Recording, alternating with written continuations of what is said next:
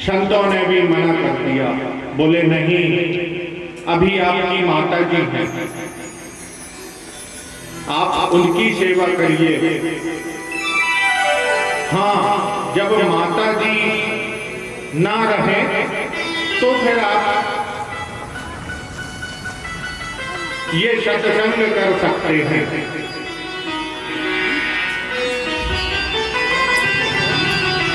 नारद जी को बहुत दुख हुआ, समय आ गया वो जब संत जाने लगे।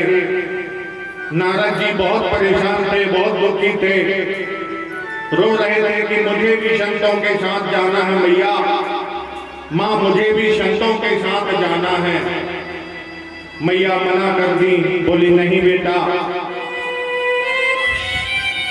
संतों का तो मन हो गया, एक मन हो गया कि मैं इन्हें ले जाऊं, हम इन्हें ले जाएं, परंतु सोचे कि मैया ने, नारद जी की माता जी ने हमारी इतने दिन तक सेवा की है, और अगर हम इसको ले गए तो मैया सोचेगी कि मुझे ये परिणाम मिला संतों की सेवा का।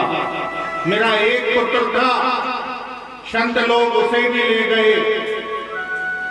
इसलिए संतों ने नारद जी को समझाया, एक माला दी और नारद जी से कहा, पुत्र तुम इस माला से ठाकुर जी का जाप किया करो, और जब इस धरती पर आपकी मां ना रहे तब फिर आ जाना। नारद जी ने मोटे मन से हाँ कह दिया। संत लोग चतुर्मास काटकर चले गए। नारद जी प्रभु भक्ति में लगे रहते। मैया काम करके आती, देखती नारद जी बस जाप में लगे हैं, जाप में लगे हैं। ऐसा होता है ना कि जब कोई पुत्र ज्यादा पूजन करने लगता है तो थोड़ी चिंता होने लगती है लोगों को, सभी को, अपने साथ भी होता है। कोई ज्यादा जाप, कोई ज्यादा पूजन करने लगता है एकदम से तो थोड़ी चिंता होने लगती है। वैसे ही नारद जी की माता जी को भी चिंता हो रही थी कि लड़का बिगड़ गया।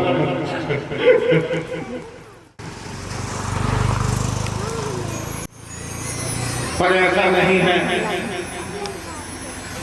काफी दिन बीते। एक दिन माता चिंतित तो थी, दिमाग में कुछ और चल रहा था। शाम के समय देखी नारद जी जाप में लगे हैं।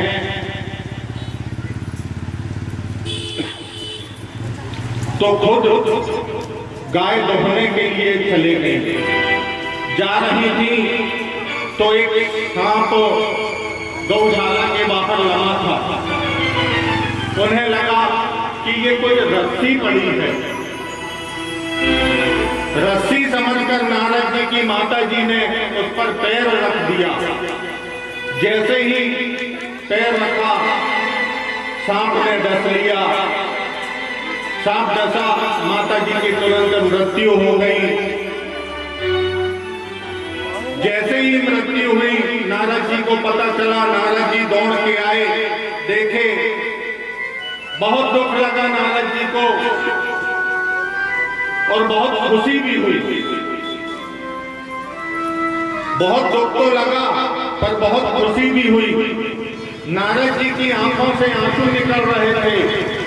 एक आंख से गर्म आंसू निकल रहे थे और एक आंख से ठंडे आंसू निकल रहे थे। गर्म आंसू का मतलब दुख हो रहा था और शीतल आंसू निकल रहे थे, उसका मतलब प्रसन्नता थी, खुशी थी। मां चले गई, इस बात का बहुत दुख था, लेकिन अब मैं प्रभु नाम सुमिरन कर लूंगा, इसकी खुशी भी थी। माता जी के सभी कर्म करवा के नारद जी फ्री हुए और नारद जी बन गए। नारद जी बन गए तो दूसरे जन्म में फिर नारद जी बन गए।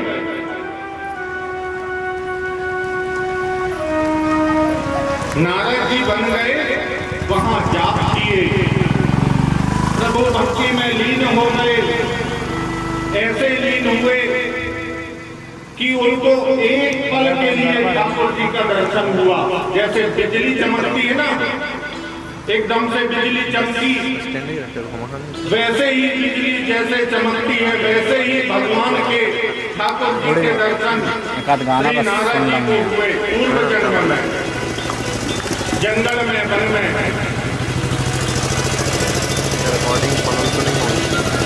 नारद जी निवेदन करने लगे कि प्रभु, मैं इतनी भक्ति कर रहा हूँ, इतनी भक्ति करता हूँ, आप मुझे दर्शन दिए तो भी एक पल को दर्शन दिए। मुझे आपके अच्छे से दर्शन करने हैं, आप मुझे दर्शन दें। आकाशवाणी हुई कि हे पुत्र, इस जन्म में तो तुम्हें दर्शन का लाभ नहीं था, लेकिन तुमने जो भक्ति की है, उस भक्ति को देखते हुए तुम्हें उस एक पल के दर्शन हुए हैं। आप ऐसे ही भक्ति करते रहें, निश्चित ही अगले जन्म में हर पल आपको परमात्मा का संग मिलेगा। नारद जी अपनी भक्ति जारी रखे। कुछ दिनों में नारद जी भी शांत हो गए। नारद जी का भी गोलोकगमन हो गया।